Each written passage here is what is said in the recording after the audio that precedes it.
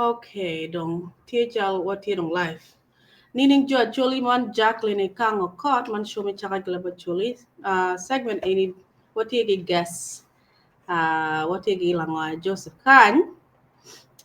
Langwa tiro cousin paro very sure a couple of times before. Ikaramo ka mira clarification langwa itimo iraki I join. Waka penyin ka dara to join ka waka penyin. Abirka kwana book mi ngeo ne dano ngeo abirka kwana book pa Saturnino Nyala book mi ngo te kwaro pa chulmi South Sudan e kara mo ati a struggle ka kwana ne kien lok mo ka ngeo ko words mo ka kala kala kina ngeo wajane ko nyo ngeo understanding ko yala ngamo nongo pay online irami penyo ngare words ain't ngo kina munu words me a chulo binagi 2 man what does it mean so I want to know join an it were konyangi clarification words mo ki ngeo okay it were winyan mabe Te winya. okay so words mo go teach ko cha pere don ka kat ko I want to ha team dong a chak penyo in gima bere buke deep words that you mere spread I do my part lakini I want to ha team ngoma be achiro the beginning me book any kama keywords me leba chuli tie ye words mo ma dong mo use the book kan mangeo kone I want to go through words it happen in ki ngeo words kate pronounce my be wajibora pronunciation ati my be words and meaning ngone yala words understanding part ki wana chuli mi pa jok get chuli mo mi clan mo wala chuli mi Uganda wala kid a word net use between a chuli land one okay langwa iwinyo Winya. okay Yala pe. so keywords okay keywords mogo o chao o wajaningo a chao give me a chill a chiro kire pain ba ini what ira meaning ka word na tia use frequently it actually it was the pajok will the South Sudan the clan mo gonna give use the same word will ko will ka lo tia use the word any the actually me Uganda ki winya in me better Uganda karmalache okay uh Okay. adayo adayo is the first word adayo mm. Adayo. Mm. Adayo ni yan lo kene ngo. Munu Mm. ada mamegi min wuru nyo min meru. Mm. Genare Okay. yo dong luo ke adayo. Luo ke ada bian genare yo. Oh, okay. Ada So ni nyo grandparents, gila mono, grandparents. munu grandparent. Adayo. Okay. Ada ni Ah, ya mm, munu ere mege gini ba min wuru nyo min meru. Munu adayo gini genare yo. Ada ni okay. munu ngarake. Grandma, Willie. Grandmother. Ada ni tinggal cel spelling munu ada. Hmm. Okay. Munu ngarache Uh, la da scenario. Munu da gini. oh, grandparents. Okay. Um, word me ari nga. Achwer. Achwer nyowi. I don't know what he's Achwe saying. Mm. chwe eron nganma chungu de gang. Ene chal ene na od lumo lo yubo wai. Lo kerro Mm. ke mo ne ma ka lo bigan munu ena chwe. Gima chungu pe dire pe chero kamo. Okay. Hmm. So yad ma chungu di ot. Example le ko mane man chal in Mm. no latina cho mati de gang tu uno anyere ke latina cho ere chungu pe un tari ke moya ken tie chungu pe un mu no wa ena chwe me de gang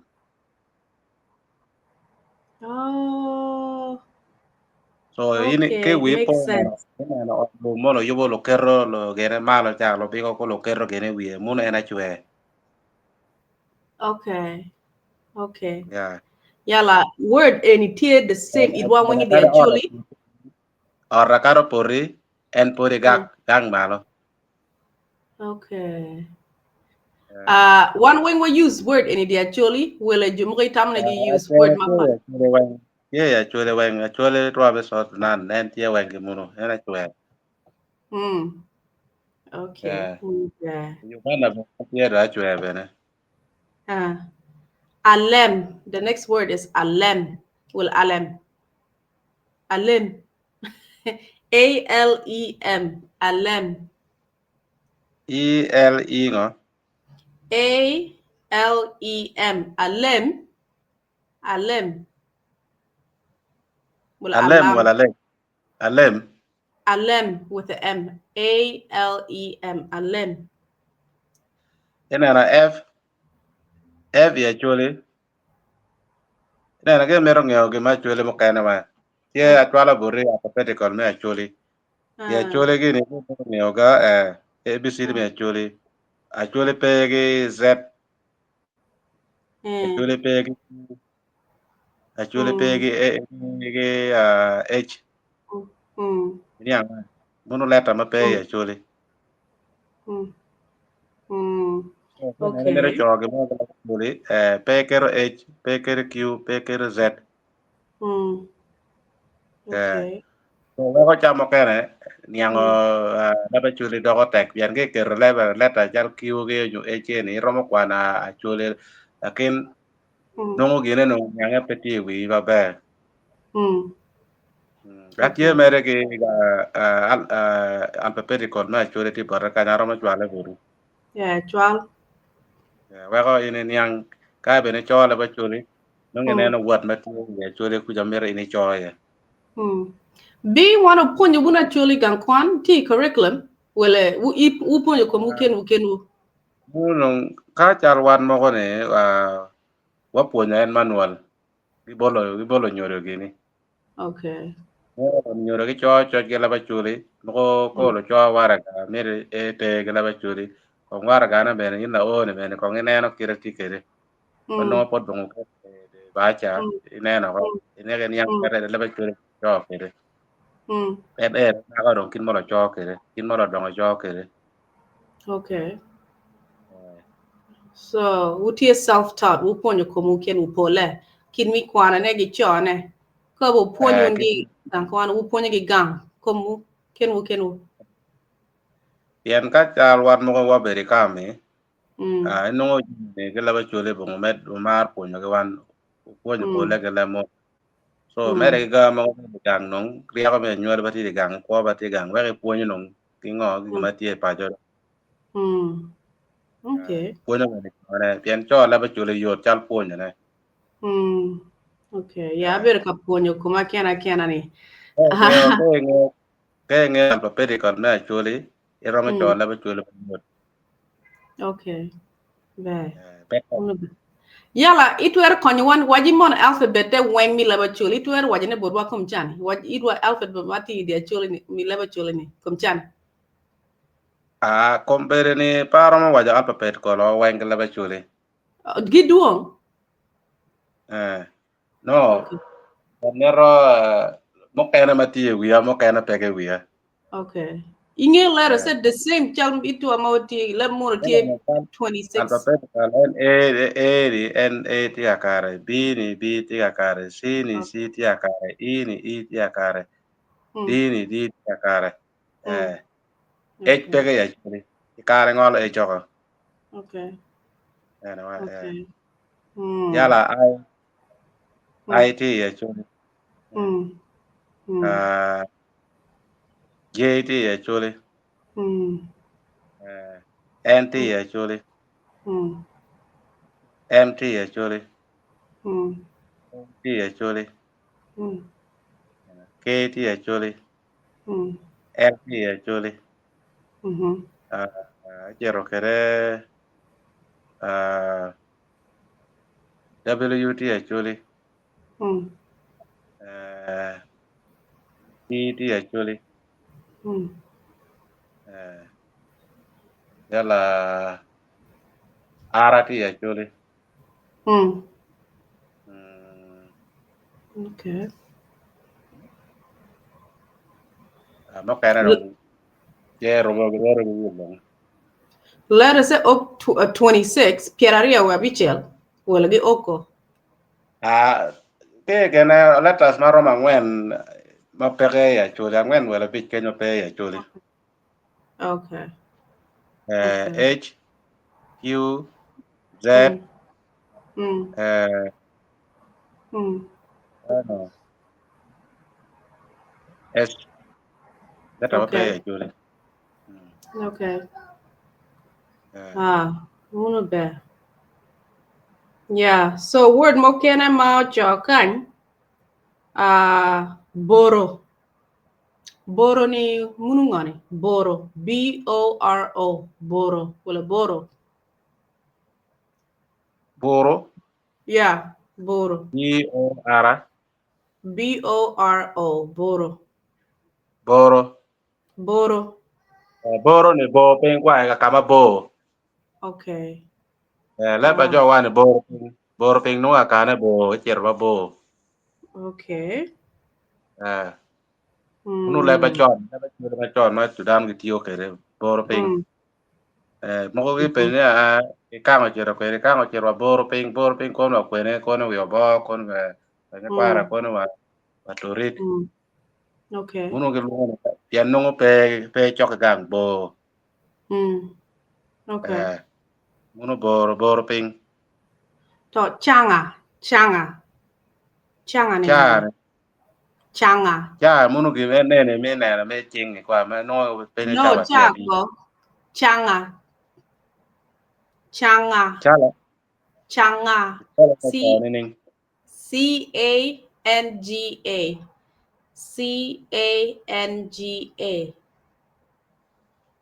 CAL Canga. Changa. GA. GA. I wonder if I can use some of my tools here, Micho. I can read Changa. Rono nong bangan yang kenya ba. Chala CAL. CAN, like N for Nancy. Canga. Changa. Well, up here GA. pronouncing it my bad. Ka chal mo cho CAL mun chal. Chala yana ka chala ni munu like example kwa. Ka chala ni tie chala ni chal kwa. Chala ngo. Weratem kon kirne ka etegine kanye. Let me add my notes. Itere kany. Werikwan. Changa. I think I can do that. Okay. Ineno, changa. The screen can you? Changa ni kiwa kwa. Okay. Changa. Gima chal ko melet ngoma chango in. Mune changa kwa. Changa ni kiwa ring. Okay. Manga chalo ko ngoma chango in. Waru kiwa yu en kiwa ne munu changa kwa gima chango in weko ko bero ba yot. Okay. Changa. Okay. Changa CA ni. Ikwano CA ka nga. Changa CA ka nga. Okay. Niam. Okay. The next word is these are words when ma wayang put ba win so atia penya ine. Venegila ba chuli.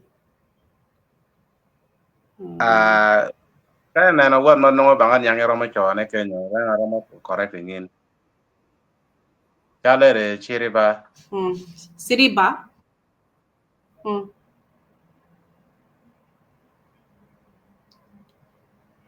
ba enong pa da yang ba. Yeah, ngi word neko. He tried to say Siriba ni dano maluak o yero. Mi lamo wang team. Dano maluak o yero. Mi lamo wang team. Dano maluak o yero mi lamo wang team. Yeah. You win before. Okay. Munu nung yal nying gena nying dano mo lo dongo gini nying lo dongo gini. Okay. Like dano ba mo tege gini ma chero ka la team. Munu en yal nying ke tige mo. So en an pa ngeo. Okay. Okay. Yeah, words gini ki dongo no awone man no angeo ko to. Wore kang mono. Ke na gema tie ba. Cái này nó quên một cái này nghe có nè còn cái cho cái quan cái papers về trên cái listing cái wang then individual đó ngõ cái listing aramo input kuda correcting kama ngõ cái mình luong cái thì ya nghe cái mà mình luong cái yan mà này cái yera mà mà có nó wang cái mà bé so có ping cái ping cho anh word money kono number 1 word and 2 word and 3 word and cho listing kenyo then meaning no ngaro mo nyure boriban kama donga ngeo ko ne aker question mark ya Okay. Last week abiro ka kwano log mi ngone we kong punyo game la ba chule yo kai no ka man lo acho ni chopping cái logo dong logo ba ba cha we la ba chule cho ne dong do ko yot borin ka do ngeo logo ne ko pero ma cho ne bene okay ena na chule cho ne cái pe cái book cái nhà ngoài chule pe cái book pa chule ena ye we cái nhà ngoài we ba da no ni en wono book pa chule okay yeah so we ko mo ka na je mo ka na ne we ko da no ke roping pian nong lobo tiga loga ga mo ka tiga bino dan ti advancing je mo ka ne ye mero gino ke roping ena ya te pa chule we gang wenge tiga we tugi okay men we ne mono tiro lo wera don't so they can remember look mono the book pian pe will longi widano wero la ten man kwanyo mone en we mono tiro book pa chule okay yeah mira apun ko ngacho gane pinya wera ha gima to mere kinna lo badati lo pa keni jal buru kenyo ti kenyo ni pe cái cha men pero que lo tiene ni we lo tiene no in be ni come pe nge we be ni okay ni ron kiri pu lo tiene ga ni do ko tek so we go dano we ro we mono tiro book tu gi we mono we be no pe ni tie kore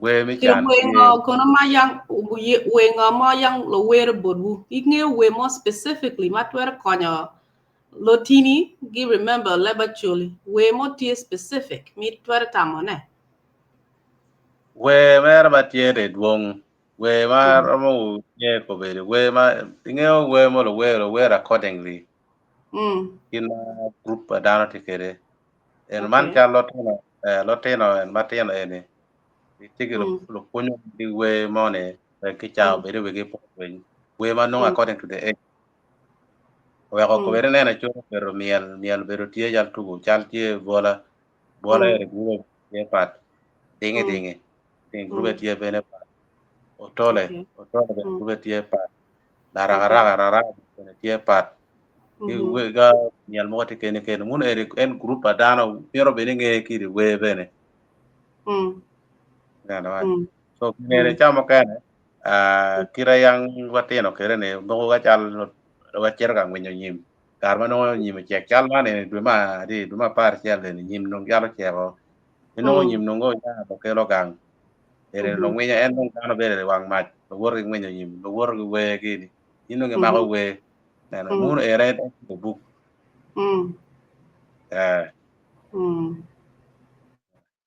yala kolo weru wene no lo ngwenyo nyim gi rek no gina tie strategy ne tie mi ngwenyo nyim ki weru kere kunyo we no bene polo nge we ko bene example man ga chal wa ba jok ku jani ka lwanyo no bo ke dano wa tie me ko mo jiran ku ja goro no batino ko tieno en kawa reo go goro lo tieno te manga per kenyu punyo lo tieno we lo tieno no gore ga ma duong wero we kenyo gi punyo we ga ge doke pajo to no no mo nyong timo kero pol je mo keno wen to no je mo keno mo keno ba ko bo tiegi mo keno ma ko kero ku ne ko pia no bo tiegi ba pe mo bo romen okay. I remember young nursery rhymes mo no lo wero but one no watino putini lo mo chaling on dek ngurangati agulu kala guarata kede we gang kwan pe gang kwan mo lo wero gang kwan lo we gang kwan okay yeah okay munu be we lo pa lo tiro nge munu tiro buk okay okay interesting so atamone next step madam what better kere long next time ka meet keri amira na keri words mo mangeo ko acho agini wen pin yala anen kidio kere mi kina sharing keri yala ka ngero anyango words ma be atamo strategy mommy were na were I remember meaning me words ka kwana angeo ki be na mi pronounce because the more words mo tie kanya tie kwana ne be na ngeo pronouncing ko ma be pia na ngeo ko what it means wa yang ba we put so ka we no mero ngan mo ma nangyo we mo ber ga ngere an ben jar man lo ge bene pol we mo kene be ngyo ko indari ngeo we ko ni ninge ini ngeo we la ka ngeo we ma pol garo ngyo we mere en atiro mer gi ko bene mo kene ngyo ko pene ga ngyo no pol we wen mo kene be ngyo ko we mo kene okay okay so mere jar ko no we bola ge ni kono we dingi kono la raga kono we kono na piregi ngongo ere gamo kena roma we re pero ni ko ni wen ngo we bene tie lo we bene gi chalman e dogang chalman gi anne na tigi dogang ma mega tigi we ma mega me digang e raroma we ro leng nya kare do ko la mo kene example bo romer ba jok kene chal ko ne patanga tigi we tu gi bene chere ko ne biri pada ko ne oboto ko ne to gi tigi we tu gi ma gi wero so ino aroma wero we mo ba kagari ya de kenyo mo keno paro mo ngene ya so en we yor ne ka in pero ke bere ka ka peri nyo ko na yob mo tie so winyo ka chala dana ti change nyo dan ti la nyoro muzoelo wero ka dana ter kira kamane welo wero ginen we mo wero en ina meri pon we ri gi bor gi winyo in meni gamo winyo in meni bor ba ngeo ki were so munu we bakara okay yeah, I remember young mama tigi gathering me actually kan no dano wero gel miel gelo tia miel ne we mo be no yang bawi I don't know what they're talking about. Just I follow crowd. I'm not any circle. Can I get weird? Get like in no way. I'm like, man, and get weird. Mom, and I ke associating ke dano ma local lab erni angere ro puonjo ne oyot ka chal motie nyokono nyomotie e chere winyo kono ywa tin tie ge nyom kone patanga so no ywa ge bino ge tuge en in kon in no patanga kono ywa me nge ko ne puonje ko ywa ku ja nyo puonje ko patanga we wero we bene woro so nyo daninga teka better need a bit on the present pero nyo puonje yot munu were munu achuli buk ene mo cho ko bara cho ane burwa yang peke yang polo dongo ne peke Ada. Okay.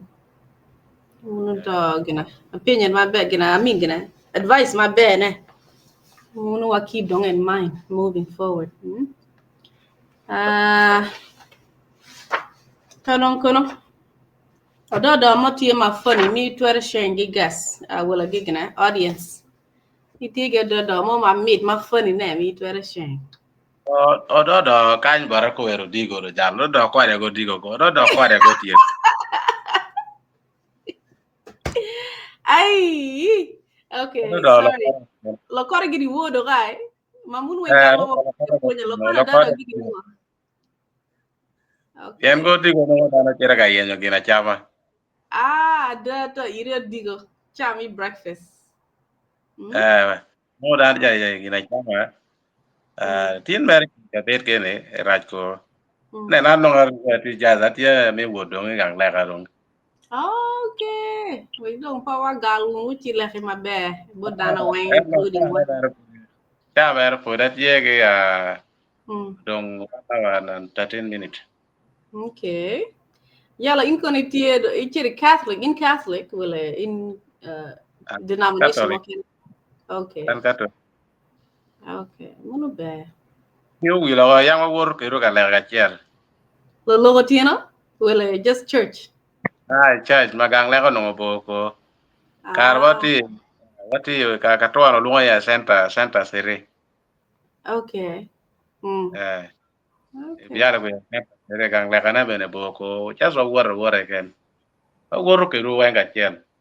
Yang wa wang pinku ya kamano yad mo mabo ye wangi che yaro tala yad muru mabo ni le Yare ma bo erene ba dit ere monuti gang polo muda. Okay. La muda me kapa. Okay. Gang pere. Kitere kere del Ernest nguti. Kitene kere ga chiel. Okay.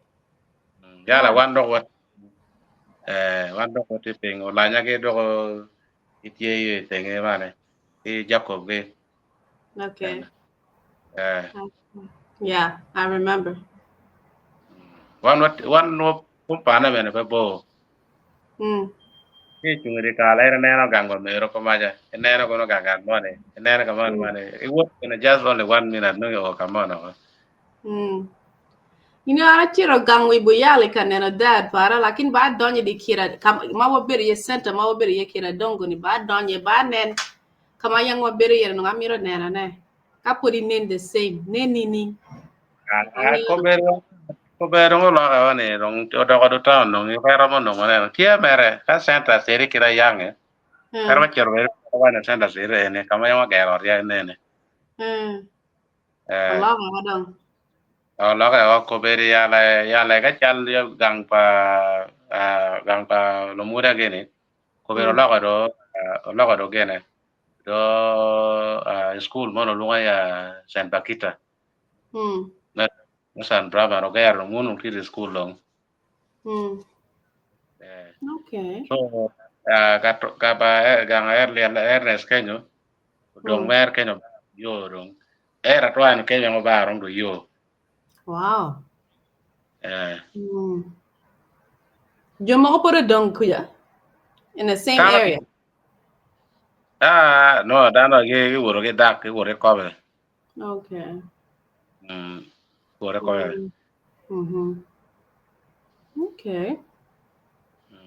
Well, I would like to say thank you for joining me. While we look another time. You get ready cham breakfast kon we chiro kere kala kadam. Ka kono Wabili bene. Ke no bene pe yamo kene yamo no en lokobia wa de bore ngero. Kan gene yeah. data ba yor. Ah, okay. No problem. Apoy. Ma tek mod gi dana weng mod gi family. Wabi Ay look. yala pe. Hino ge morring an mo ken waj bor wa ya mor ba tek. Ke Awa no. awajo. No problem. Modana wa wo gero ge wan. More again. Not a Ye ge. problem. Get here. Yeah. Eh Okay. eh Apoy. mor da. Yeah. Pe. Bye. Bye-bye.